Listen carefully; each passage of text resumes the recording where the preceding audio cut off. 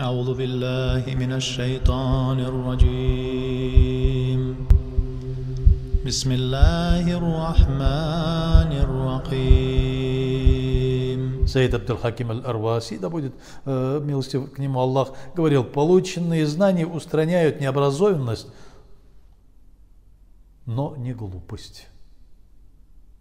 То есть полученные знания устраняют необразованность, но не глупость. Если человек глупый, то знания ему не помогут.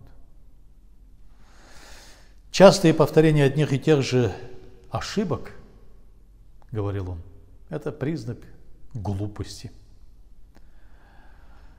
Два раздела исламских наук. Необходимые для мусульман науки называются улюм аль-исламия, которые разделяются имеют два раздела. Первый – это улюм аль-аклия, общественные и естественные науки. И второй – улюм аль-наклия, религиозные науки. Первый – улюм аль-аклия, общественные и естественные науки. Изучение этих нерелигиозных наук – фардуль кифая. Это, то есть, при условии выполнения этого предписания некоторой частью мусульман, остальные освобождаются от этих обязанностей. Тогда как приобретение необходимых религиозных знаний это фардуль айн, то есть обязательно для каждого мусульманина.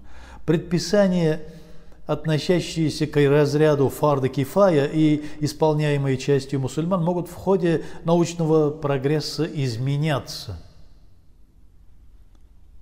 Учиться этим наукам можно где угодно и у кого угодно. Посланник Мухаммад ﷺ говорил: «Утлубул ильма хатта фиссин», то есть получаете такие знания, даже если вы поедете в Китай, даже съездив в Китай, можете научиться этим наукам.